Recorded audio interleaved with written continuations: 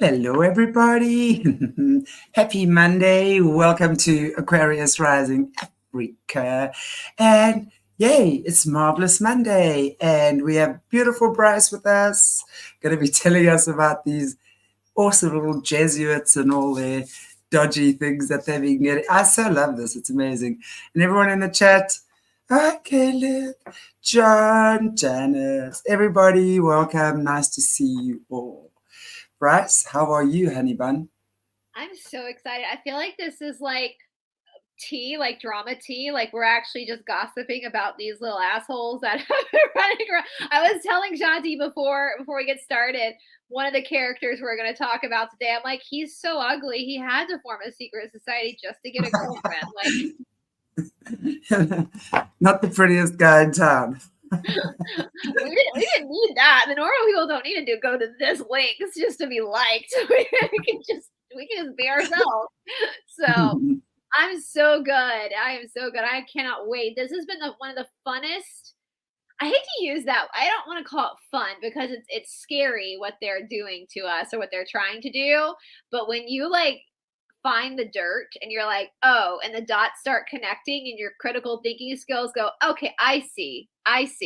Because once you see, you can't unsee, right? You're like, I see you and I raise you because this isn't going to happen. You're not going to do this anymore. So I'm so excited. This is like part 3 of the Jesuits, as I've been saying, because I don't know how. Yeah. And the Lumashmati, we're going to talk about the Lumashmati too. And I don't know, like Wednesday, if you guys missed it on Wednesday, go back and look at our episode from Wednesday because we went through the Jesuit oath. And that in itself, yeah, it took its own episode to go through that because holy crap. And it has not been redacted. It has not been like, oh, that's just something of history. LOL. We don't do that anymore. No, it's not been redacted, guys. So, if you missed on Wednesday, I would absolutely go back and tell you to watch Wednesday's episode and then print off the PDF of the Jesuit oath just for you to have. Oh, yay, Carol.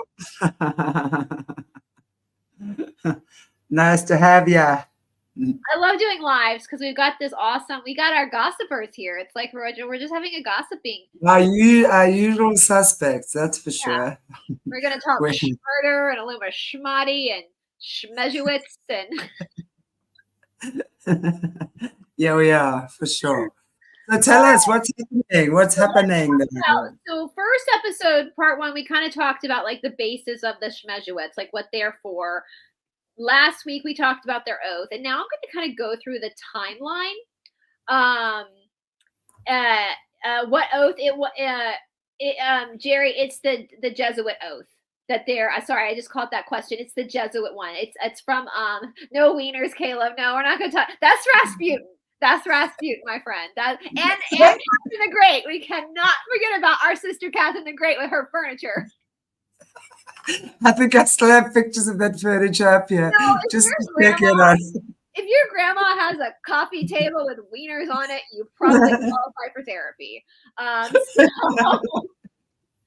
If your grandma did not have that furniture, that's something to be grateful for.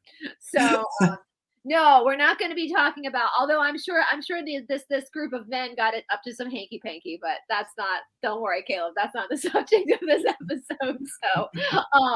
So anyway, definitely go back and look at Wednesday's episode, you guys, if you missed the oath, because that was an episode on its own. Like that, we literally took one episode just to get through everything. So with that freaking oath, like, if you join a fraternity or a sorority and they make you say something like that, I would reconsider my life, where my life is going, my trajectory. I'd be like, why are we talking about this? Like, this is not okay. Right.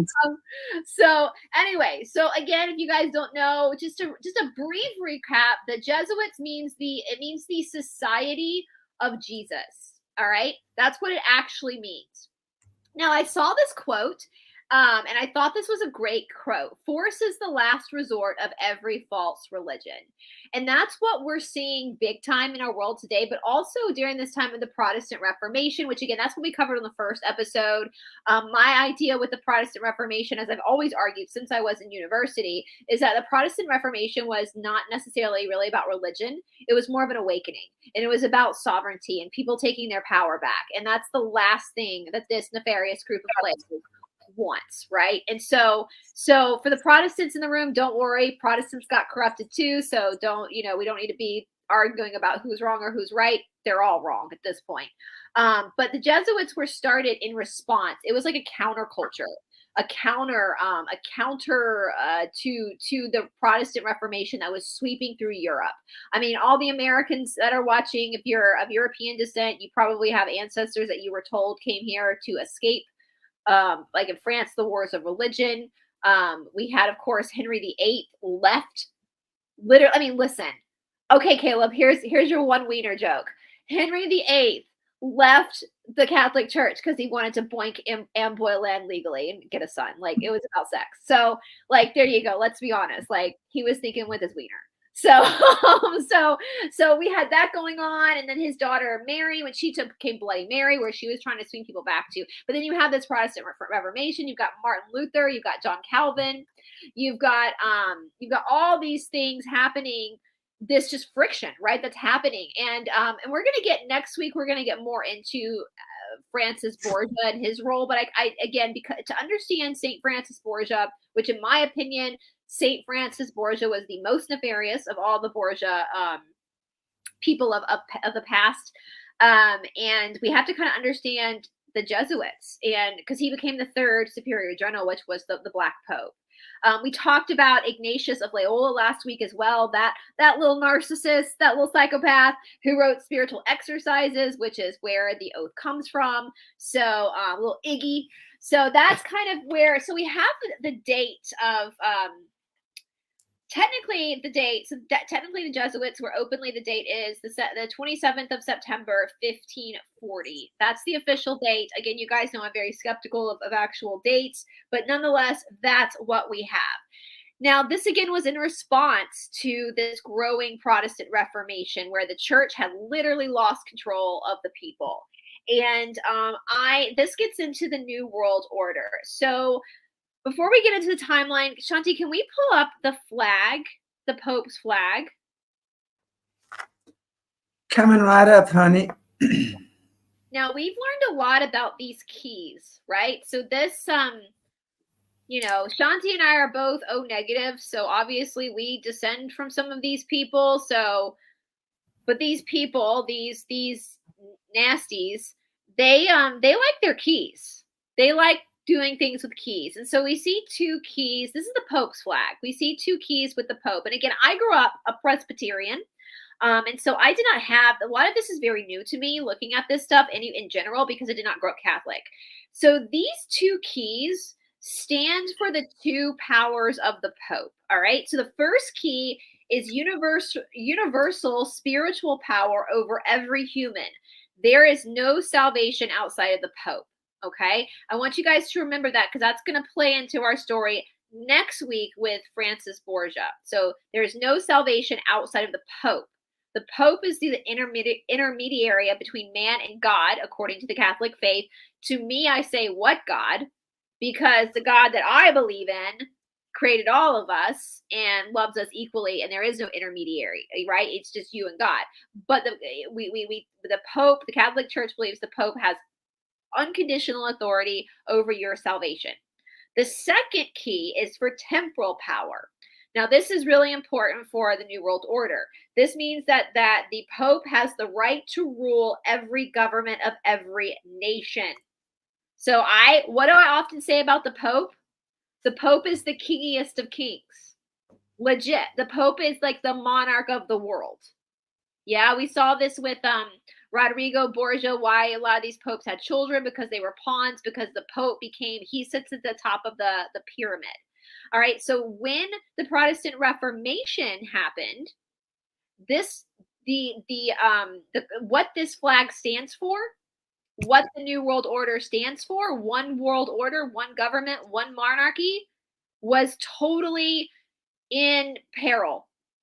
Because if people don't submit to the Pope being the head of their salvation, and if people don't submit to the Pope being the head of all of their governments, at that time, that was kingdoms. So that's why the kings always had to go to the Pope. So if people aren't submitting to this, then what they're submitting to is a government ruled by the people for the people. All right, which might sound familiar to the Americans, which we're going to get to with the historical narrative, what we're given. Again, this might counter the Tartarian narrative. I don't know. I'm still keeping both timelines in my head. All right, so that's a problem for the New World Order. If people are not going to submit to the Pope, then the Illuminati got a problem, a major problem. And so the Jesuits were formed. Now, again, Ignatius of Loyola, who was the first superior general, the first Black Pope of the Jesuits, he had two goals in mind, and that was to destroy the Protestant Reformation and growth of a populace-based government or a people-ruled government. And it is also to restore the dominion of the Pope. So that was Ignatius's total goal when creating the Jesuits, was to restore the New World Order, basically. All right, so this brings us to the Council of Trent. Now, the Council of Trent was a council. That's it. Look at those fine men sitting in the air. Look at them in their little dresses and hats. They look like fools, don't they? They met at a meeting, the Council of Trent, and this was in reaction specifically to Martin Luther, who we spoke about the last 2 weeks. Now, again, Martin Luther wasn't the greatest guy in the world, but he was kind of given credit for being the start of the Protestant Reformation. I think it started before Martin Luther, but he kind of gets the starting point credit with his 93 thesis, right, that he nailed up against the church door. And again, Martin Luther had no desire to leave the Catholic Church. He just wanted to reform it. But you can't reform it, right? Because it's not about religion. It's about a new world order. Okay, so the Council of Trent was held between 1545 and 1563 in North Italy. It was a counter-reformation under Pope Paul III. How is the Catholic Church going to respond to the teachings of the Protestant Reformation? The key things they hated about the Protestant Reformation was that now humans, believe that man alone can talk to God, that man's salvation is only between God and man. No. So if us peasants found out that we don't have to take the knee to the Pope or to the Catholic Church or to these world governments, if we find that out, that we have direct line to God, then they've lost all power, because we've now lost our fear of death, right, of mortality, because our mortality isn't dependent on somebody else. Yeah. So again, more people can read now, so the gig is kind of up, right? So their illusion is falling apart, because now we're in the Renaissance. People are starting to have this age of enlightenment, and so they're going, wait a minute. So the canons and decrees of the Council of Trent. So get this, guys. So we read the oath last week. So the council and decrees, or the canons, excuse me, and decrees of the Council of Trent was that the torture like being burned alive are still in play today. Nothing has been rescinded. So this is where in the Council of Trent they decided to take Ignatius's spiritual teachings and create it as the oath, giving them the right to torture people, burn people alive at the stake. Again, for the Americans, especially in the room, how many of you heard stories about your ancestors fleeing Europe because they were Protestants, they were Lutherans or Calvinists or Huguenots, and they fled Europe because they had the threat of being burned at the stake for heresy. And again, I will remind you guys, the first episode, what does heresy mean? Heresy means that you basically don't agree with the common health narrative. So like you are in opposition to whatever the narrative the government is spewing, right? It has nothing to do with demons or being possessed.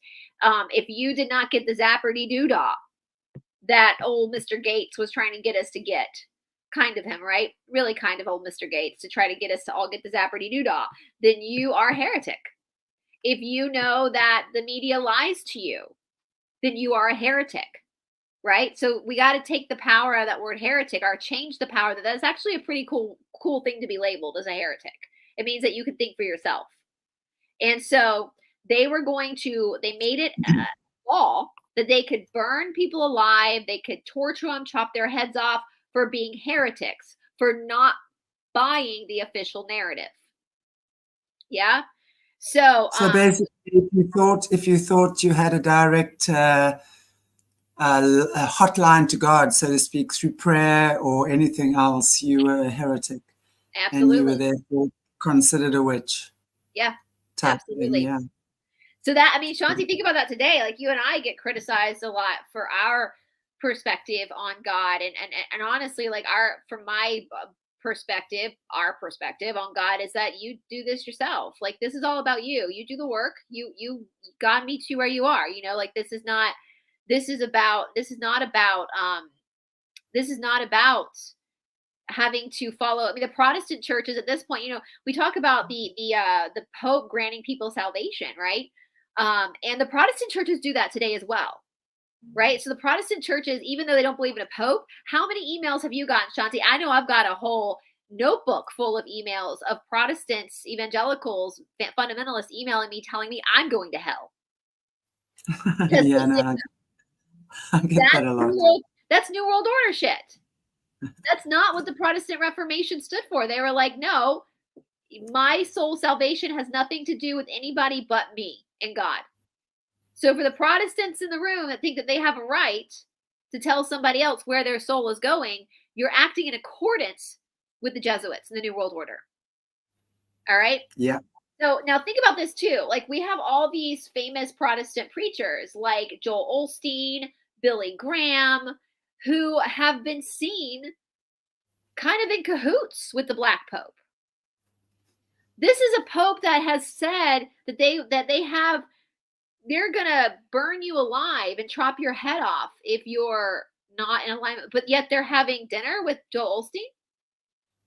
Remember last week when we read the oath where it said that we will infiltrate your societies, we will dress as your preachers, we will dress as your educators, we will on paper agree with you, but behind the scenes we're working for the Jesuits.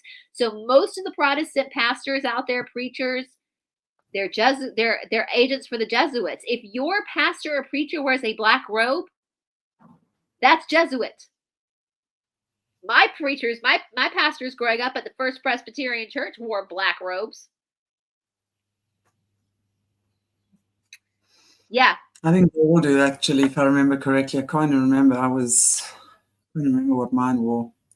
That's what the Jesuits wear. They wear black robes. And the head of the Jesuit skin is the Black Pope, or the shadow, or the superior general. He's a shadow Pope. That's why he's called the Black Pope. Again, it has nothing to do with race. He's called the Black Pope because he hangs in the shadows. Whereas the white Pope, like Pope Francis today, wears the white robe, he's out in public. Yeah. So once you see it, you can't unsee it. They infiltrate your schools, local government.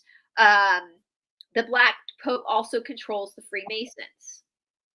Now, what's interesting is we're going to get to when they started to infiltrate the Freemasons, because originally the Freemasons were not a bad group, but they became corrupted through the Jesuits coming into because the Jesuits are kind of a secret society, right?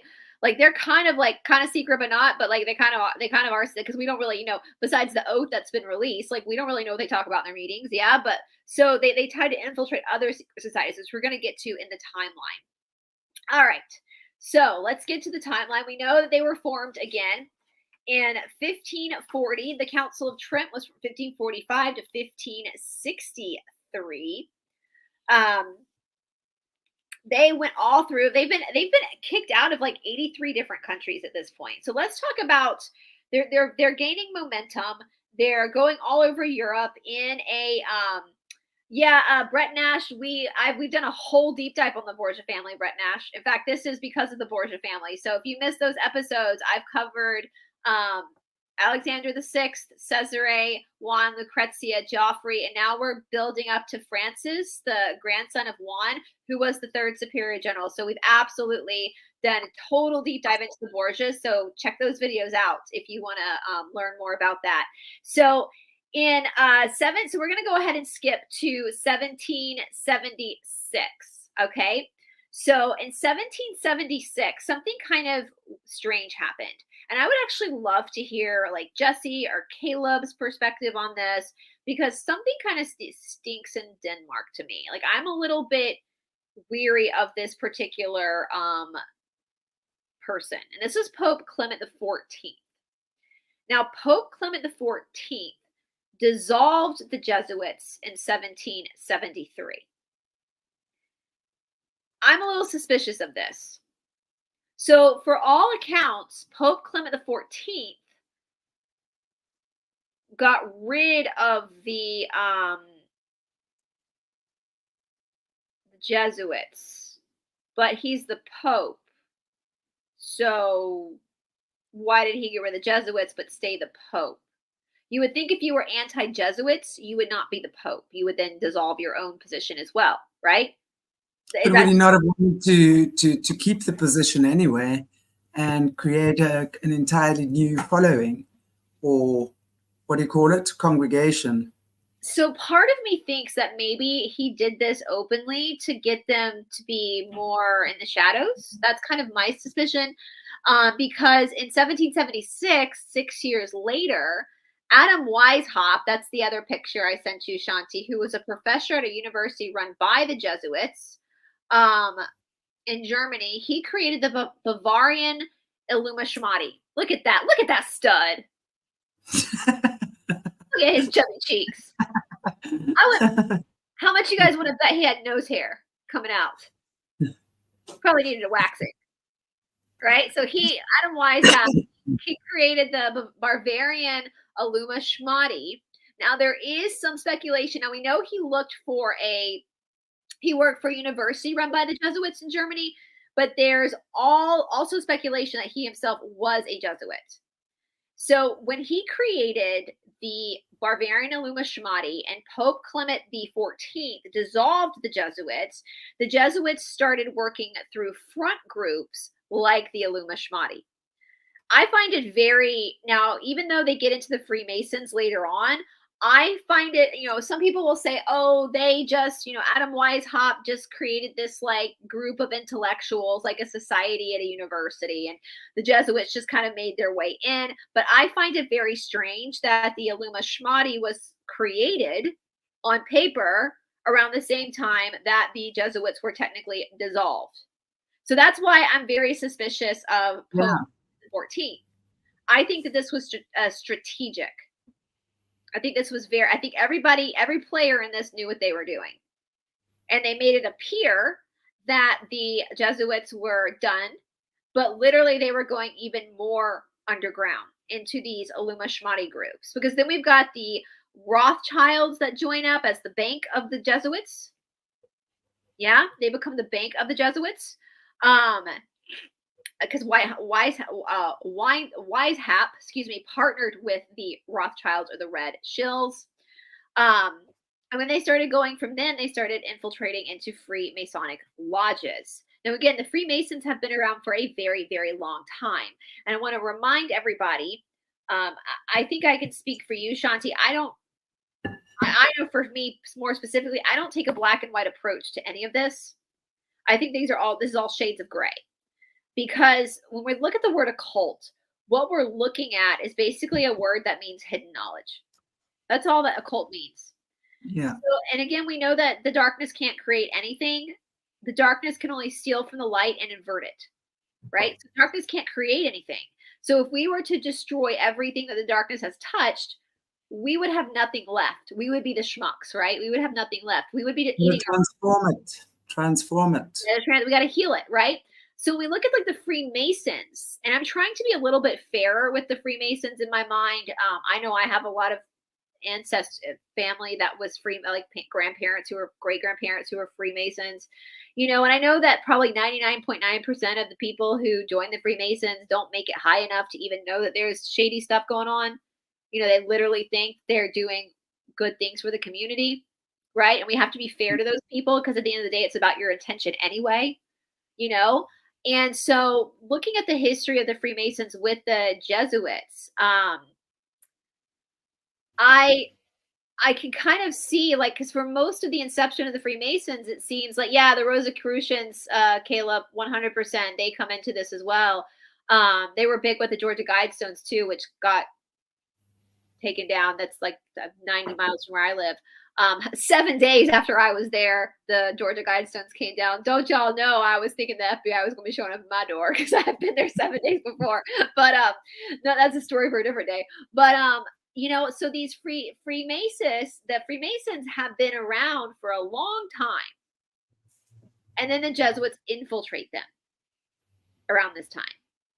So for most of their existence, they were probably harmless, right? And now we got. If we also look, I mean, at a lot of these principles and things that these Freemasons and secret societies use, the principles within themselves are universal. Yeah. So they've understood how energy works, for example. I mean, our forefathers understood that. And that is what it is. It's neutral.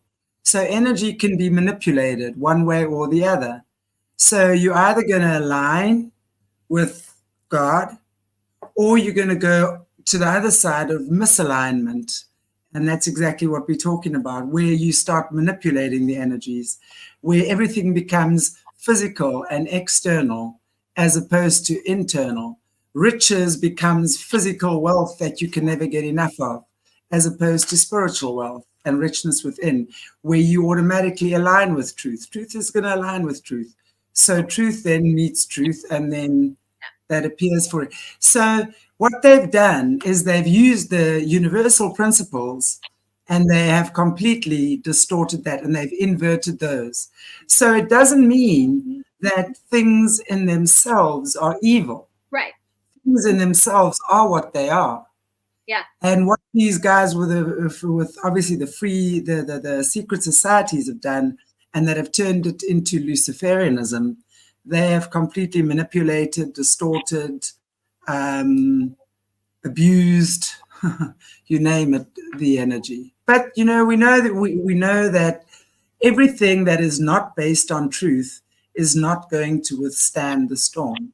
You can do things for so long based on a falsehood, and at some point that's going to break. When the time comes, that it's going to crash. So this is how we're discerning right now between what is real and what's not real. You got to know them by their fruits. So this is where we're at right now, in my opinion. No, absolutely. And that's why I think it's important that we don't rush to be vigilante, because there's an understanding that and I've said this before, you guys, and I'll say it again. The darkness, the Illuminati might be many things, but stupid ain't one of them. They're not stupid.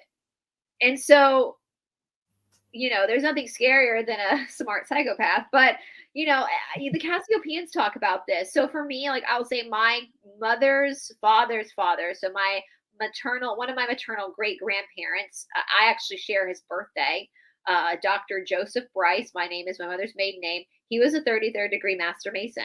I never knew him. He died long before I was born. I have a great great grandfather, my dad's mom's dad's dad, Stanley Benet, French name. He was like a worshipful warlock, so high up in the Masons that he had an actual title. Obviously I never knew him. He's my two times great grandfather. And then his father was also high up, and they were judges and lawyers. So, but what the Cassiopeians say is, even though, so if we look at our own lineage, so obviously I am O negative, so there is something to that.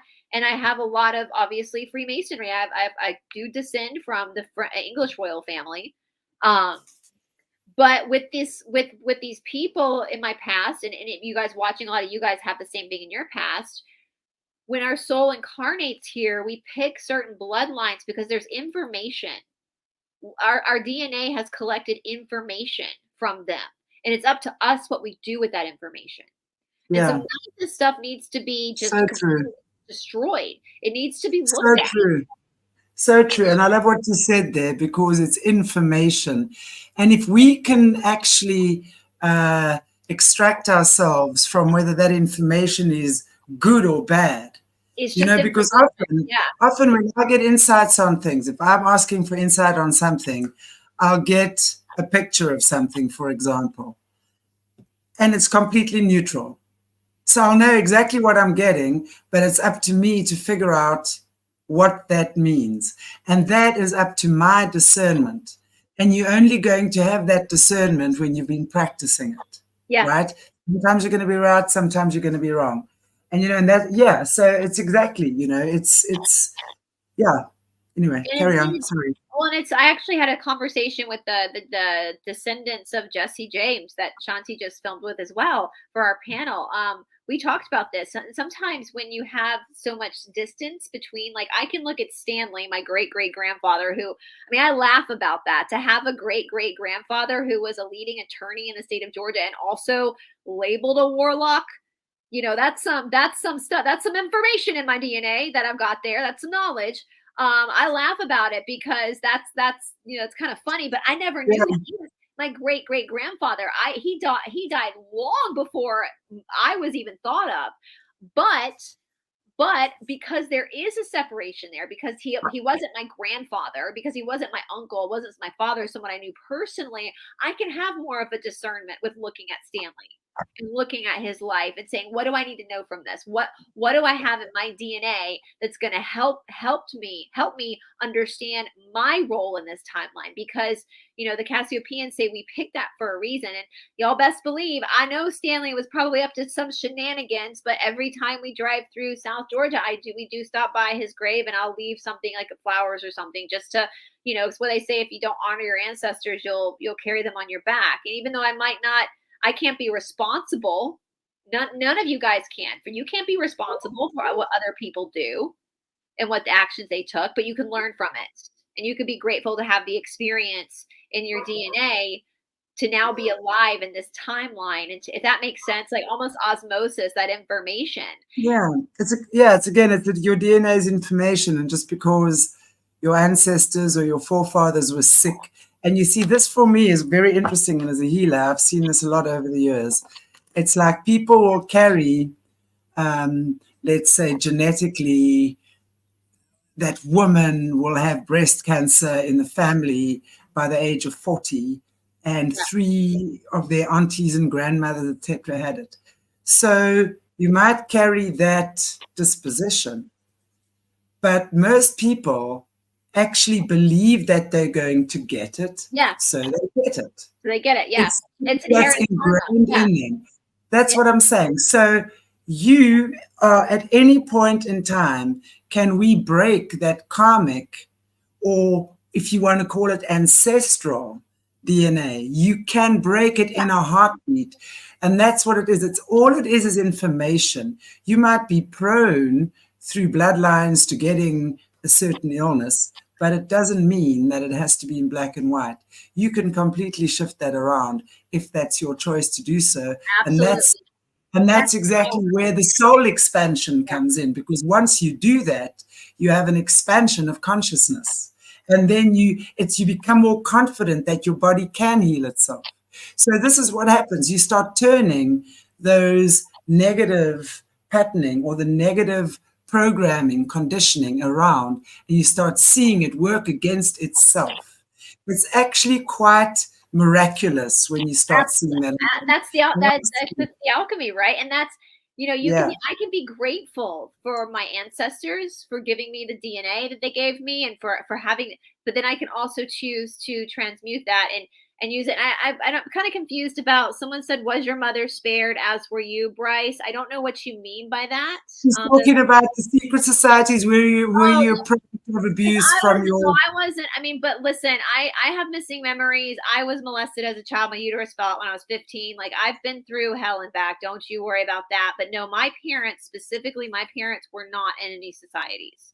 And unless you count the Junior Service League, which my mother was a part, but all they did was just plant gardens around town. Like, you know, like, I mean, my grandmother played at a bridge club. Like, you know, both of my grandfathers were not Freemasons at all. My grandmothers were not. My father, do I come from a pretty privileged background on all 4 corners of my family? Yes, I will be the first to admit that. Absolutely. I come from very, very privileged people. And yes, absolutely. My mother's line is the line that descends from England. But no, I was, you know, I went through trauma, but I don't, you know, and I'm pretty sure my school was kind of an Illuminati school. I went to a very swanky private school, and there's some weird stuff that happened there, but we were not in any secret societies, unless you can't count the cotillion and the country club, but we just learned how to dance. So, Yeah. So anyway, yeah. So, but the thing is, I think the thing is like we even though this is an emotion, I get it. It's a super emotional topic, but we can't. One of my biggest things I say on my channel all the time is being a vigilante does no good. It does no good. It puts us right back in this place of violence and fear. And so if we're going to move forward, we have to take the bad, the ugly and the good and try to heal the ugly and bring it back to its original template. You know, Right. and that's kind of the friction as well, right? Like we need friction. We need friction to spark. It's like a match. I use this metaphor a lot. A match by itself has everything it needs to light, but it can't light. It cannot light unless it's struck up against a matchbook. We need that striking in order to light. Yeah, to have that, Yeah. as we say in Sanskrit, prativa, the flash of illumination. And so even though a lot of you guys in the chat have ancestors who were Freemasons or possibly Jesuits, or it doesn't mean that you have to snare those people, paint them black. You have that DNA. Your soul chose to incarnate into this DNA form. Yeah. You can see it as being the one that writes your ancestral, and if you choose to see things that way. People see things in different ways, and I'm very open to however people view life according to their circumstances. But if you want to see it in that way, you can see it as healing your ancestral DNA. You can, and I've worked with a lot of people over the years, and it's almost like when they come to the end of an illness. I've worked with people who are seriously ill from ancestral illnesses. Right. They choose to heal. Cancer is a big one they heal from in a heartbeat. When they realize the power is within them to shift their illness. Your body is designed to heal itself. So the minute you shift that awareness, it's like the God spark in you just shatters all illness away. That's all I can say. It happens like bit by bit. It will never happen all at once because your consciousness cannot deal with that. So it's going to happen in stages. So that's what I'm saying. I've seen it happen. I've worked with many people where that's happened. And what we're realizing more and more is how our DNA has been tampered with, how we have been tampered with, how we have been brainwashed and dumbed down. For this reason, in your DNA, you hold the power to change your circumstances. Absolutely. You do. Yeah. Only you have that. You make a decision to change it. Once you've made that decision, it's like the spark is there. And then God will send you people, situations, books, whatever, podcasts, whatever, that are going to help you on your journey. But it's up to you to recognize the help that's being sent to you. And you've got to then be discerning as to what do I take, what don't I? What do I do? What don't I? Where do I go? Where don't I?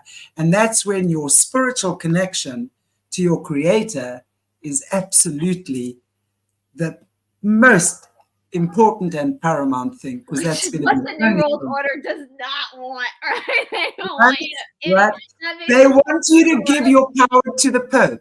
Exactly. And Protestant preachers at this point in time want the same thing. They want you to give your power to the church. They want you to give your salvation. I have said this before.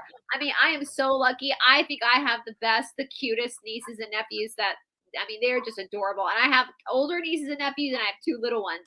One's 3 and one's a newborn.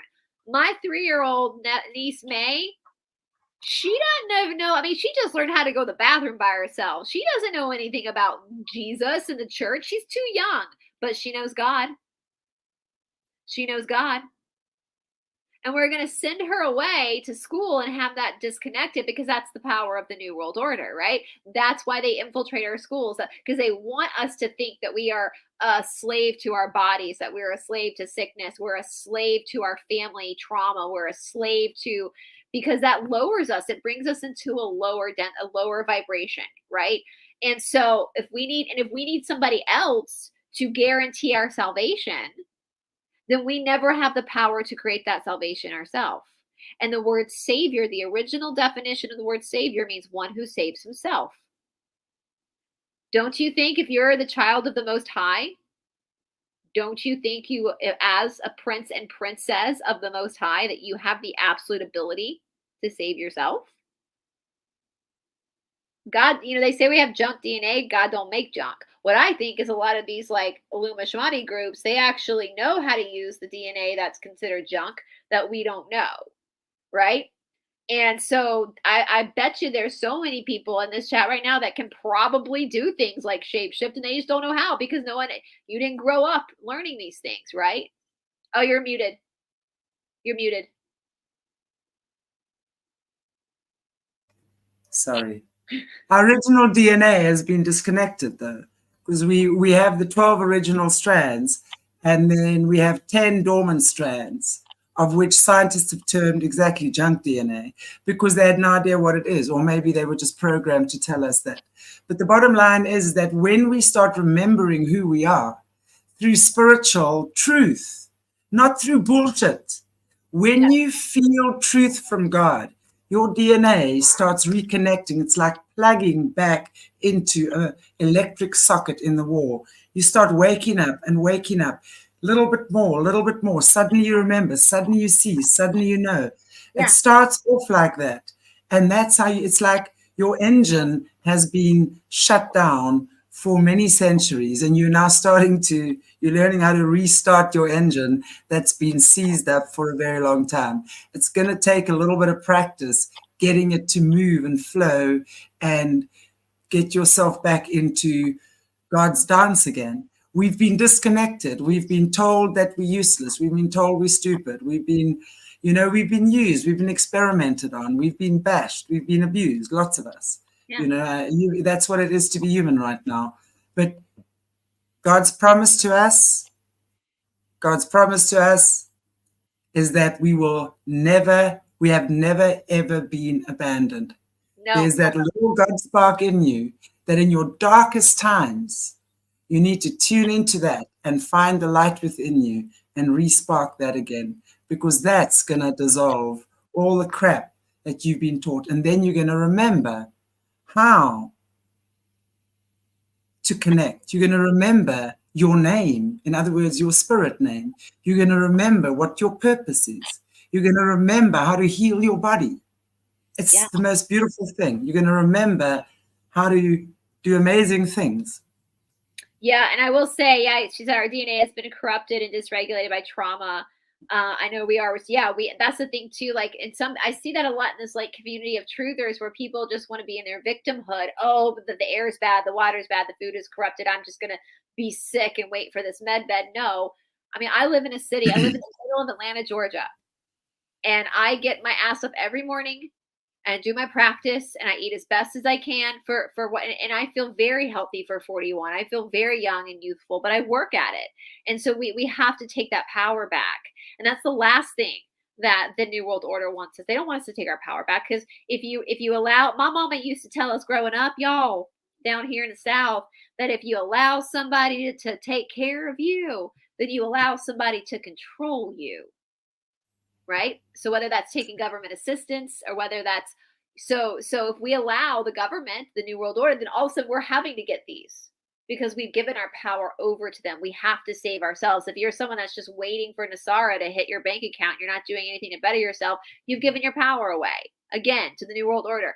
If you're waiting for some religion to save you, you've given your power away again to the New World Order. If you're waiting for a med bed to correct your health, once again, you've given your power away to the New World Order. There comes a point, and that's the beautiful thing I find about the Protestant Reformation. Even though Protestants today are just as corrupt as Catholics, I want to reiterate that. I really feel like the Protestant Reformation, people were so had this prativa, this flash of illumination, that they were willing to risk their lives in Europe. They were burning people at the stake. They were chopping their heads off at the threat of not falling in line. We see that with the Council of Trent. So if you are somebody whose ancestor, like in Europe, was a Calvinist or a Lutheran, or they literally were you, like that's your DNA coming back again, being like, I've done this. My DNA's done this before, where I've had the threat of death. I'll tell you guys another funny story with DNA and inherited. My boyfriend has just found out. I think this is so cool. He is the descendant of a very notorious pirate. And we got a lot of pirates here. Pirate energy is big in America.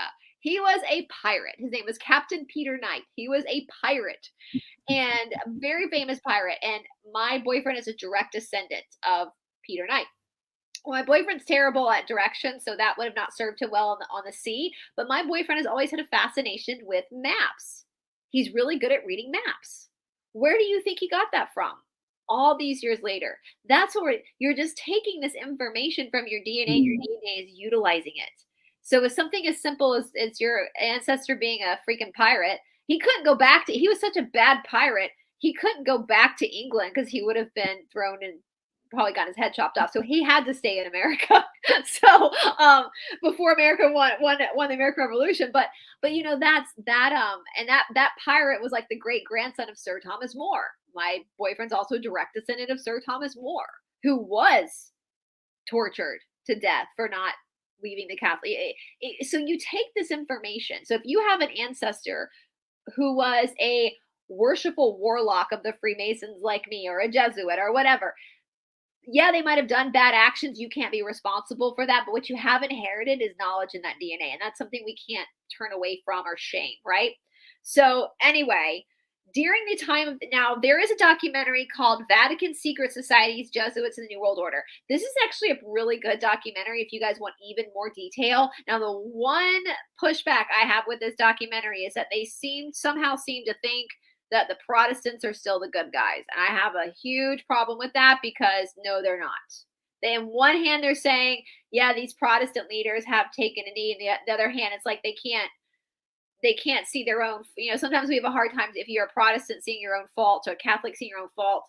And so their speculation is that, and I don't know about this myself, when I was watching this documentary and I was doing all my research, I don't know if I agree with this too, because again, we have this idea that maybe our timeline isn't as what we think it is, right? Maybe history isn't what we think it is. And so, but with this timeline, their speculation is that the United States of America, the American Revolution was able to happen because the Jesuits were dissolved.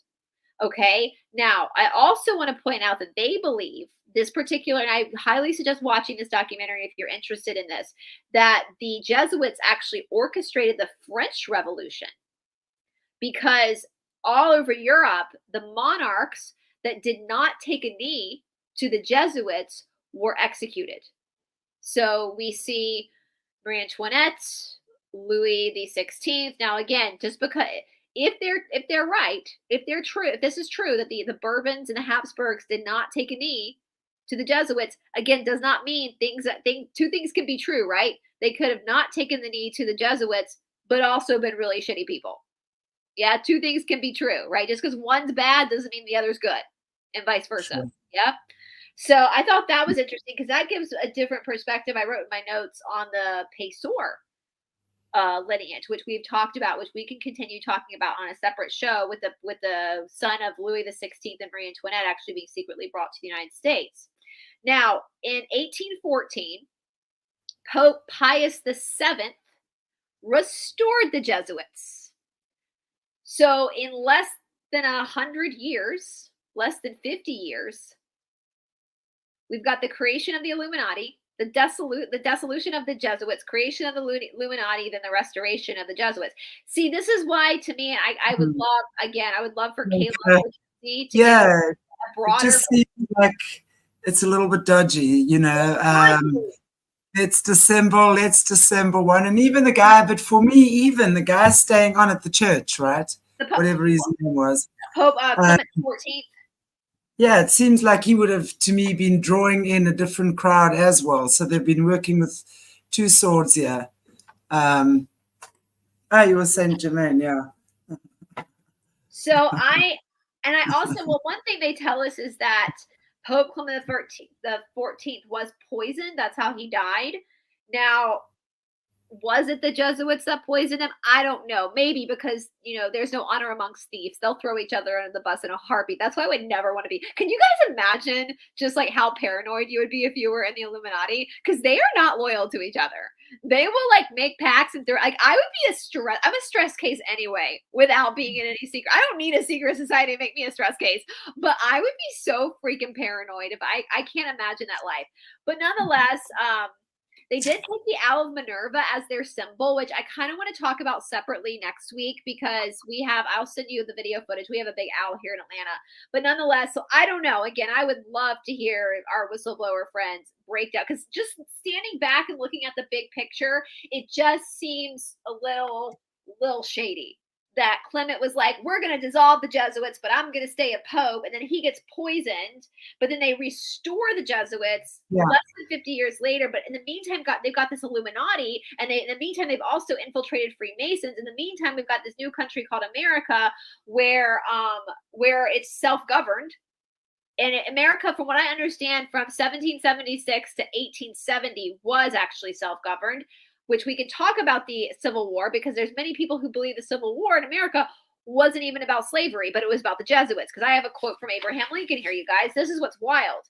It says, Abraham Lincoln says, this war would never have been possible without the sinister influences of the Jesuits. Lincoln said that. So riddle me that, Batman. They tell us this whole time that the Civil War was about slavery and was about states' rights. But then we've got Abraham effing Lincoln, the president at the time of the Civil War, that says this war would have never been possible without the sinister influence of the Jesuits. There's something stinks in Denmark, right? Like, okay, so 1814, let me get back to the timeline because we got a few more things we got to talk about. 1814, Pope Pius VII restored the Jesuits. Now, in 1816, let me back up. So at this time, the Jesuits there's so much going on. This is why this stuff is so, there's a bigger picture at play. Napoleon is Napoleon all over Europe, right? Napoleon is with his, okay, Caleb, here we go, with his small wiener. Well, that's the joke, right? You call anybody that's the Napoleon complex. Well, Napoleon apparently was also a puppet of the Jesuits. I don't want to say the J word too often. All right. Now, in 1814, though, USA became the main target of the Jesuits as it had the power to destroy it. Okay.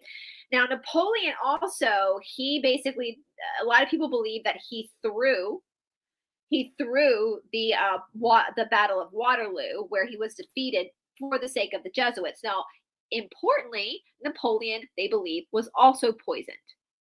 That's how he died. The Jesuits do poison. All right. Now, in 1814 as well, they had the Congress of Vienna. King Louis XVIII, and then they met again in Verona in 1822. So they had two congresses in,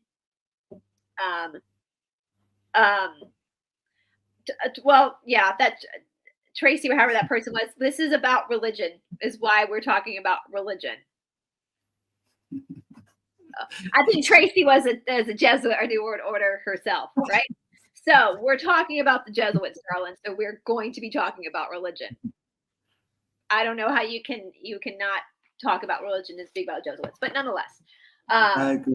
To that Tracy girl, darling, you need to wake up, honey. You need to wake up. God isn't religion. Religion is man-made. God is God. They're two different things. All right. So Congress of Vienna, 1814, and the Congress of Verona, 1822. Now they tell us, if you look up the history, it says that King Louis XVIII, this is after they got rid of Napoleon and put King Louis XVIII back on the throne, which was Louis XVI's brother, that they were going to get him to overthrow the Constitutional Republic of Spain. So this is one thing people might not be familiar with, is that after the American Revolution happened, all of a sudden there was fury all over Europe where all these constitutional republics wanted to pop up. People wanted to start governing. They didn't want to have monarchy anymore. They want to imagine that. Can you imagine that there is actually a country where people actually want to govern themselves? They don't want a king telling them what to do anymore. They want to elect their own leaders. They want to have term limits, which we need again, and run their own affairs, right? So this is basically considered a free government. And so when the Congress of Verona happened in 1822, King Louis XVIII, they tell us he wanted to overthrow the Constitutional Republic of Spain, which he could because he was a Bourbon. Also, Cesare Borgia was in that mix. we have to destroy free popular government, right? So, but it was basically an agenda. It wasn't just Spain, even though Spain is kind of what they talk about in the history books. It was any free government. So any government in the world that had the inkling of a rising of people to make themselves their own governess, their own rulers. The Congress of Verona was about squashing that.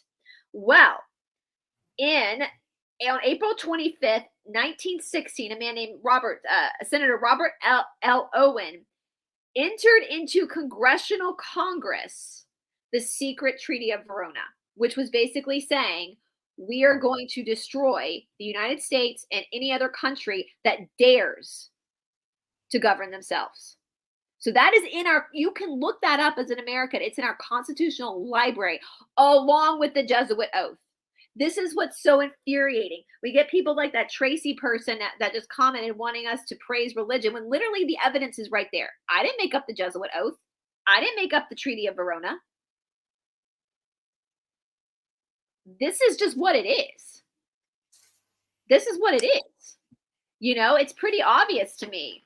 All right. So now we're going to back up a little bit to 1825. Actually, let's go back even before that. When all this stuff came out about the Treaty of Verona, now again, we didn't know about this really as a public until 1916, and this was happening in the early 1800s. So we didn't hear about any of this as a populace until almost 100 years later. But President James Monroe, who was our president at the time, responded to the Treaty of Verona with the Jesuits with a State of the Union address. Now that's now called the Monroe Document. Basically, President James Monroe in the United States told the Jesuits in this State of the Union address, you best stay the fuck over there. He threatened. James Monroe threatened the Jesuits and said, if you come near the United States, if you come anywhere close to the United States, I, as the president of the United States, will take this as a direct threat and there will be war. Guess what happened in 1860? The Civil War. All right. So in 1825, in Italy, the Jesuits had another secret meeting. It reminds me of like when you're a kid and you have a tree house and it's like the boys club and the girls club and you can't come in, and it's kind of childish, but I understand why they're doing it in secret. Now there was a monk in this little meeting area in Italy that overheard the Jesuits talking, and he, bless his heart, he wrote down everything he heard. All right. He wrote down that they wanted to have world domination, and that they were going to do everything possible to slaughter the newly formed American country. And he, in quotes, whatever does not unite with us must be annihilated. So they created this in response to President James Monroe responding to the Congress of Verona. Does that make sense? Are you guys following the timeline? Mm-hmm. So Congress of Verona is like, we're going to kill you if you don't, because you don't adhere to us. And so James Monroe says, you best stay the F over there, because if you come close to us, I will see this as a direct threat to our free government. And then the next year, they have a meeting in Italy where they make the plan to annihilate it all in any way possible, annihilate especially America or any other country that does not have a monarchy. Yeah, basically. All right. So now let's talk about some interesting American history that I did not know, that I'm still questioning. And this documentary brought this up, and I wrote this down because I thought this was interesting. So on July 4th, 1826, John Adams and Thomas Jefferson, two of our original presidents, so in the beginning lineup, died on the very same day. Both John Adams and Thomas Jefferson were very anti-Jesuits. We have a lot of historical letters of theirs, communication they had. It is speculated that both of them died of poisoning. The Jesuits love to poison, which is kind of funny because women typically poison. And so I hate to say this, I know women are awesome because I'm a woman myself, but that's kind of like very girly of you Jesuits to poison people. Like, that's kind of wimpy of you just to poison people. Like, that's what women do. You don't even allow women to be Jesuits, and you're killing people the way women kill people. Like, that's a little. You're poisoning them like a girl?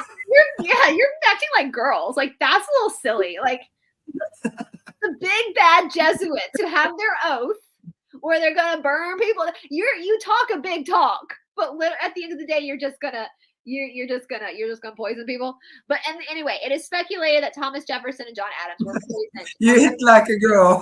Like, I love that. Yeah, I was trying to think of a night. I keep thinking of the P word. You guys know, like, the P word. I'm not gonna say that on YouTube. But I was like, you P words, like, that's what you're gonna do. You're gonna poison. Like, all of this hoopla. You've done all of this. The Council of Trent. You got little Iggy in the cave talking to demons, saying spiritual exercises, and this is what you do? You poison people? Like, wah, wah. Like, you ain't that brave, are you? Like, come on. You hit like a girl. Yeah. Like, we need to put a t-shirt. Dear Jessica. You know? So nonetheless, Thomas Jefferson and John Adams, it is speculated they were both poisoned on this. They died on July 4th. And then James Monroe died July 4th, 1831. They all died on July 4th, which is a celebration of our Independence Day. They thought he had tuberculosis, but the symptoms of tuberculosis are the same as arsenic. So no way. July 4th. No way. So I have no idea about that. You're kidding me. It's the first time I've ever heard that. So now people are backing up going, okay, so it's interesting that they all died on July 4th. These three dudes died on July 4th, which is our celebration of our Independence Day in America. It's like, it's a pretty big holiday for us, right? We get off work, everything closes down. You know, it's a pretty big holiday. And so all these dudes who are very vocal about their disdain for the Jesuits, very vocal, especially James Monroe, who basically told them to fuck off. I mean, James Monroe had way bigger balls than the Jesuits did. He stood up there and said, you best not come over here. They all died on the 4th of July. What could have been arsenic poisoning, right? No, tuberculosis. They all died from tuberculosis. That'd be ridiculous. How dare you accuse someone falsely? Poisoning. Oh, God. Okay, now also, this is what's interesting. People also speculate that George Washington himself, our first president, was also poisoned by the Jesuits. I'd never heard this before, and I would love to know more about this because apparently one of George Washington's personal assistants, I guess they had personal assistants back in those days too, was secretly a Jesuit. And the story goes that when George Washington got sick and like 2 days later died, right? Which I guess we look back, Uncut Savage, I have been to the Etowah Mounds. I guess if we look back on history, we can think, oh, it was a long time ago. That just happened back then. They would get sick and they would die. Like, they don't have the same medicine that we do. But what's weird is they say he got sick 2 days later, died. Now, he had gone out, George Washington had gone out on a horseback ride with his entourage, just enjoying the weather, I guess. And it was very snowy. It was very cold. And he came home and they blamed it on the fact that he had a wet jacket on. And that's how he got sick and died. Well, there's actually commentary about the jackets they wore would have kept them dry because riding horseback back then was their main transportation. So they were used to being in the snow. And so it is believed that George Washington himself was also poisoned by the Jesuits. There's more presidents. I'm not going to get into even more presidents. A lot of these presidents that were allegedly poisoned by the Jesuits were done after they were done being president. So it's not considered like a presidential assassination. And it's questionable because it could have been tuberculosis. It could have been something else. I mean, I don't know how long poison stays in the system. But I mean, I would be down for using taxpayer money to pull the body. Well, I think the Jesuits who killed those people all on the 4th of July might have used that as their original celebration of independence. That they didn't have anything. It's a show like we got you. Yeah. Now, I will say, so they've also made speculations that now we know the Republican Party is not clean either. But there is huge speculation now that the Jesuits are fully in charge of the Democratic Party. Well, I mean, if they are sort of top of the pile, right? If they're the ones that are calling the shots behind the scenes, etc., etc. Yeah. And I mean, we know how powerful the Vatican is. It makes perfect sense that they are calling the shots, you know, and have been for a long time. And even, you know, you talk about the infiltration into, yeah, that's like it's like ants, like these little. I have a gazillion sugar ants that come and harass me 100 times a day, crawl into everything. They just like infiltrate everywhere. There's just nests everywhere, you know. So for me, that seems like that's what they've done.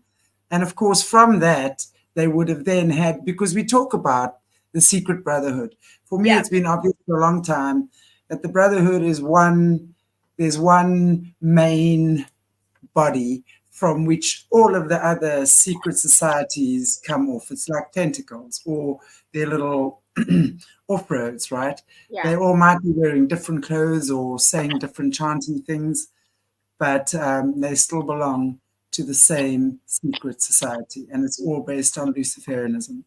And again, go back and read the oath. They basically give up their souls. They say they have no opinions of their own. They do what they're told. So if it's you know, the Christians like to like wag their finger at the Muslims for having, you know, terrorists who go into buildings and all that kind of stuff.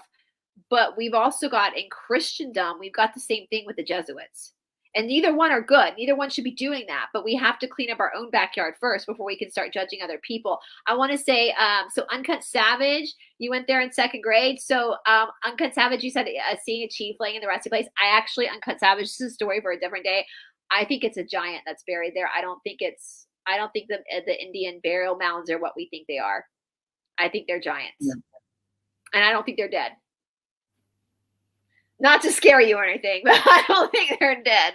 I think they're in stasis. So I have my reasons for believing that, but yeah. Yeah, they do still let people, Uncut Savage, you can still go to if you guys live in Georgia, what he's talking about is the Etowah.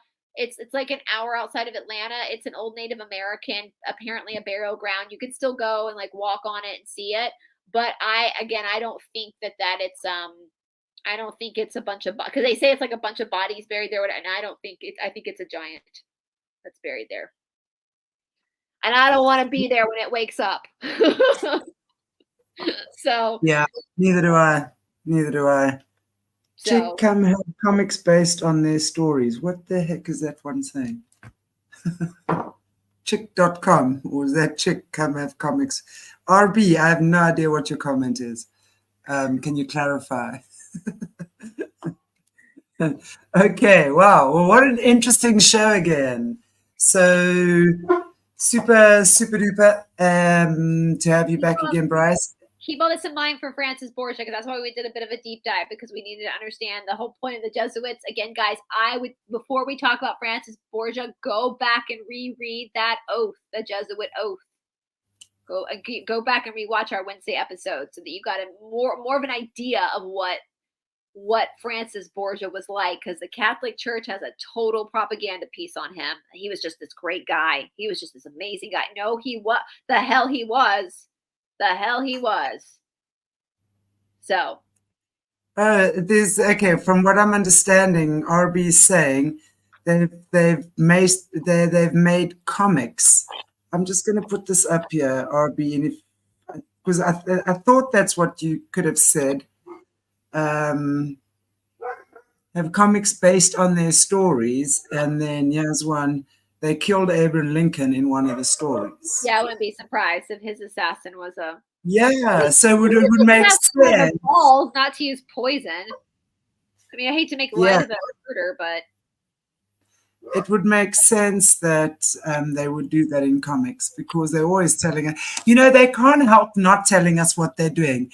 They might have their like dodgy stuff going on in the corner, like dodgy Dora in the dark corner. Yeah, that has now got a little bit of light. Right, they might be doing stuff in the darkness, but at the end of the day, they can't help boasting, right? They can't help boasting. They've got to show off. So got to look at how they're showing off, and then we know what they're doing. They like to embellish things a little bit as well. So don't get too carried away, because they like to scare us. So they like to embellish their power as well. Guys, So their again, wieners, this is for Caleb. Their wieners are so small they have to poison. They can't even do it in a manly way. a girl, they poison like a girl. They hit like a girl. He's such a girl. Next time you see a Jesuit, I dare you guys. Next time you see a Jesuit, just walk and be like, you have like a girl. Caleb, you're such a boy. Like a girl.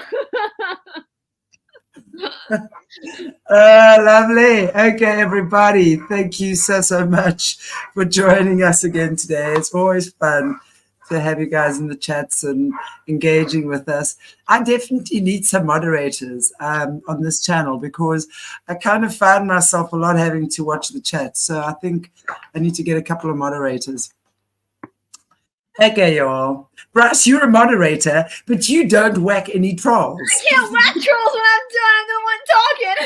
I can whack trolls when Jessica's on or Caleb's on, but I can't whack. I mean, sometimes I get distracted. I have to, Shanti, I felt bad on last Monday. I got so distracted with the drama happening in the chat that I think I zoned out throughout the episode because I was reading. Yeah, exactly. I was trying to keep up with what's going on with the drama in the chat that I think I zoned out for a minute. I think I forgot I was on camera. So. Exactly. Okay, everybody. God bless you all. Take good care of yourselves. And I will see you. What's happening tomorrow? I've got things on tomorrow. Okay, I'm on Danny Henderson's show tomorrow at 2:30. You all know Danny Henderson. So catch me there on her show tomorrow, 2:30. Was it 2:30 for her, 3:30 for me? She's in the UK, 3:30 for me, my time. And then afterwards, Jessica and Caleb on these creepy, crawly little things that go bump in the night. Yeah. So I'll see you there tomorrow, everybody. Susan Kano, thank you so much. So appreciate your gift. And of course, Joanne, you beautiful, beautiful Joanne. Thank you so much. You always look after us on this channel. That's for sure. You, Anna, definitely quite a few others. So thanks, guys. Take care of yourselves, and I'll see you later, alligator. Don't be good now. Goodbye.